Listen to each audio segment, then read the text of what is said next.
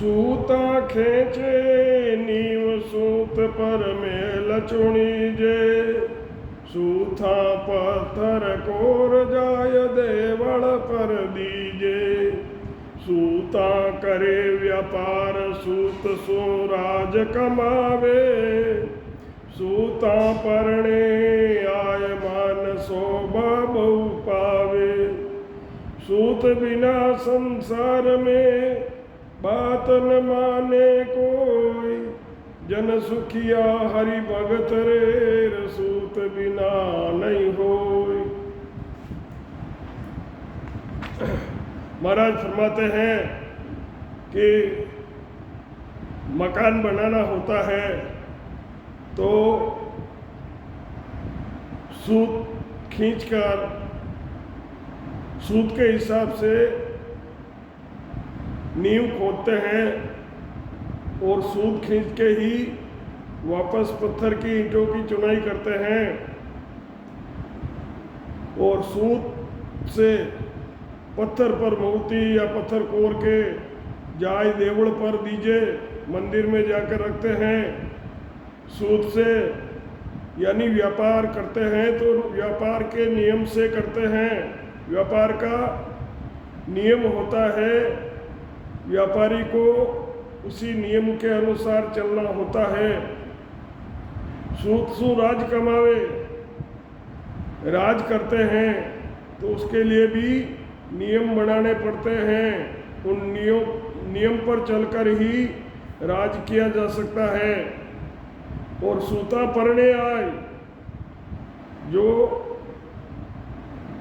ब्याह शादी करते हैं, सगाई करते हैं, उसके क्या क्या नियम होते हैं उसके अनुसार चलने पर चलकर शादी करते हैं, जिससे उनका मान बढ़ता है और बहुत शोभा पाते हैं।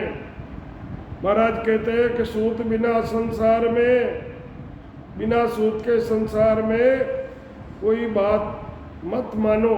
जहाँ नियम और कायदा कानून नहीं है वो बात मत मानो। महाराज फरमाते हैं जन सुखिया हरि भगत रे, परमात्मा की भक्ति सूत बिना कैसे हो सकती है, उसका भी नियम है, वो पालन करना पड़ेगा।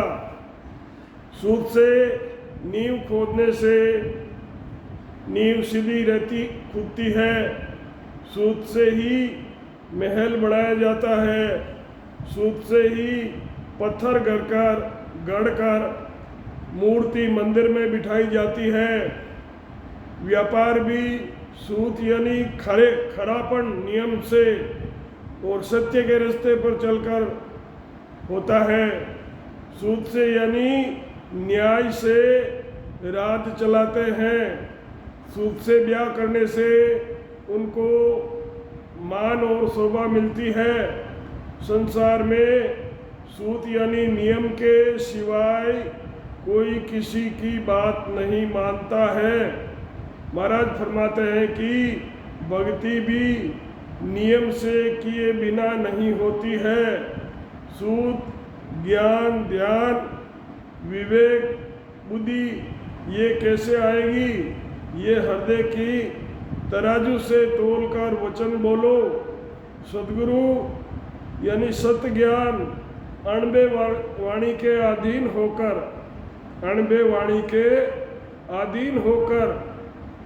अधीन रहकर बोलना और वचन विचार करके बोलना ही भक्ति के सूत हैं। जो ऊपर लिखे मुझे बताए हैं उनके मुताबिक लीव लगती है। सूता चाले नीर सूत सिर कुओ बेहे। सूथा रत गढ़ले देश परदेसा जहे। सूता चाले जाजमान बेपार लगावे। सूता मिलिए राम सूत सो सब कुछ पावे। सूत बिना अड़ जाय पार पहुँचे नहीं कोई। जन सुखिया हर भगत रे सूत बिन कैसे होई। महाराज फरमाते हैं कि नियम से और सूत से जहाज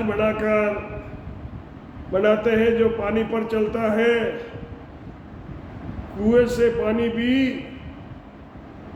कुआं भी सीधा खोदा हुआ होता है, जब पानी निकाला जाता है सूत से रथ गढ़कर उस पर चढ़ते हैं, जो देश और प्रदेश तक जाता है। नियम से चलने वाला जहाज ही मनुष्य को पार लगाता है। नियम से भक्ति करने पर ही राम जी मिलते हैं। सूत से ही सब कुछ प्राप्ति होती है। सूत के बिना सब अड़ जाते हैं, यानी पार नहीं पड़ते हैं। महाराज फरमाते हैं कि फिर परमात्मा की भक्ति बिना सूत यानी बिना नियम के कैसे हो सकती है। सूता होय संजोग सूत पर साधी पावे, सूता से नाणो भाई सूत पर नाल चलावे। सूता बणिए पाट सूत सो कागद माने, सूता कर दे न्याब बरम दुविद्या सब भांगे। सूत बिना सब काम रे आछो लगे न कोई, जन सुखिया हर भगत रे सूत बिना किम होय।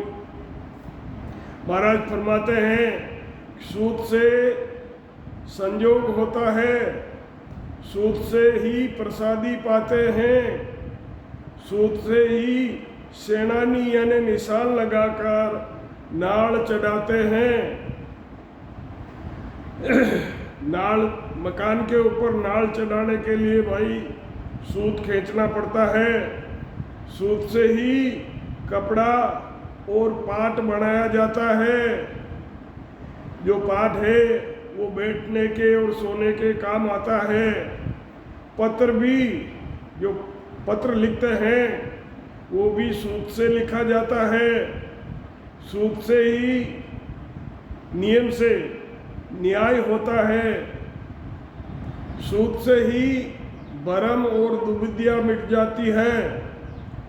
सूत के बिना सब ही काम अच्छे नहीं लगते हैं। महाराज फरमाते हैं कि परमात्मा की भक्ति भी सूत यानी नियम से किए बिना नहीं होती है, और नियम से भजन किए बिना लीव नहीं लगती है। सूत कहे सब कोय वेद ज्यों कहाँ कहावे, किस विध दीजे जाय सूत कैसे विध आवे। ज्ञान ध्यान बमेक बुध ममता सुध होई, ये तराजू तोल बेण मुख काढ़े सोई। सतगुरु सो आदि नरेर बोले बेण विचार, भगत सूत सुख राम जीर लिव लागत इन लार। महाराज फरमाते हैं कि सब सूत सूत कहते हैं, परंतु कहने वाले उसका भेद नहीं जानते हैं। सूत किस विधि से आता है उसके नीचे मुजब नियम है।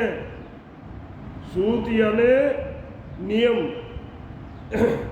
जिनको ज्ञान ध्यान विवेक बुद्धि ममता और शुद्धि ये सब कैसे आएगी, ये हृदय के तराजू से तोलकर वचन मुंह से निकालना चाहिए, उसे ही सूत कहते हैं।